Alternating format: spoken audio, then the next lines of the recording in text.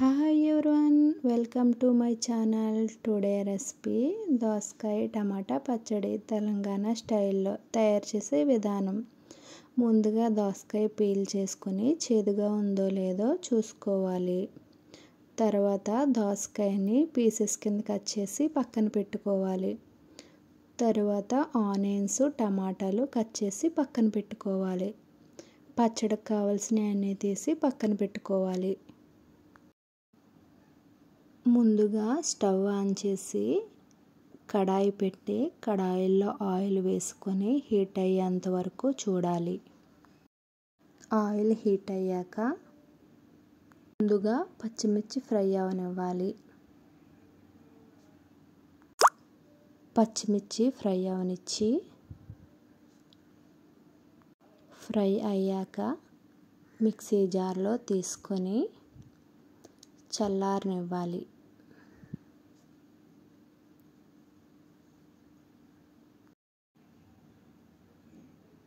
అదే ఆయిల్లో దోసకాయ ముక్కలు టమాటాలు ఆనియన్స్ వేసుకొని కలుపుకోవాలి.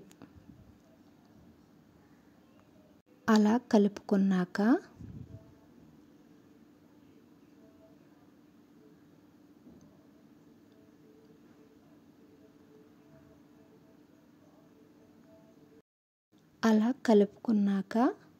కొద్దిగా చింతపండు ఎల్లుల్లిపాయలు కరివేపాకు వేసుకున్నాక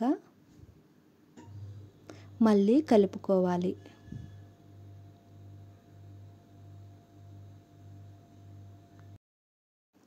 మంచిగా కలుపుకొని తర్వాత కొద్దిగా ఉప్పు కూడా వేసుకోవాలి.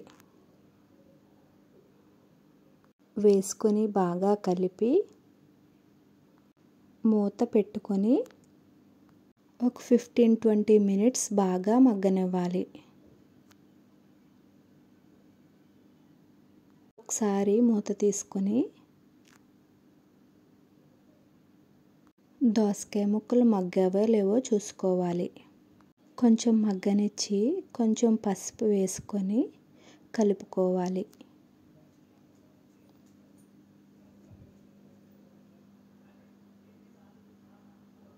అలాగే పచ్చిమిర్చి సరిపోకపోతే కొద్దిగా కారం కూడా వేసుకొని కలుపుకోవాలి.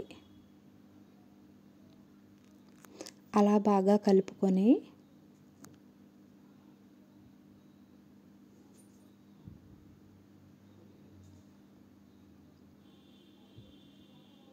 దోసకాయ ముక్కలు చల్లారాక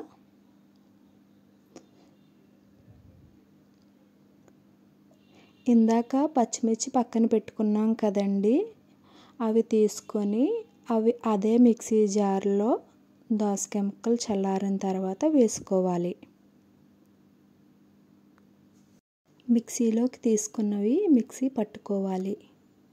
పచ్చడి బరకగా పట్టాలండి, మరీ మెత్తగా పట్టుకోకూడదు.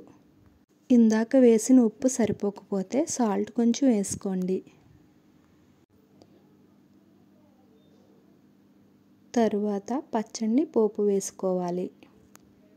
ఇంకా మిగిలిన ఆయిల్ ఉంది కదండి, అది వేస్ట్ కాదు, దాంట్లో పోపు వేసుకోవచ్చు. సాయి మినపప్పు జీలకర్ర ఎల్లుల్లిపాయ ఆవాలు వేసుకొని ఫ్రై అవనివ్వాలి.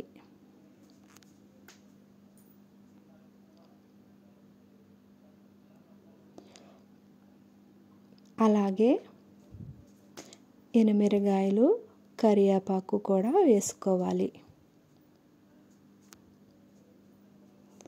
వేసుకున్నాక ఫ్రై అవనిచ్చి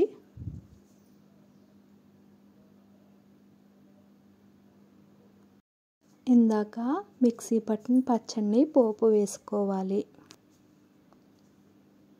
పోపులో వేసుకొని మంచిగా కలుపుకున్న తర్వాత స్టవ్ ఆఫ్ చేసి ఒక బౌల్లోకి తీసుకొని కొత్తిమీరతో గార్నిష్ చేసుకోవాలి. టేస్టీ తెలంగాణ స్టైల్ దోసకాయ పచ్చడి రెడీ అండి.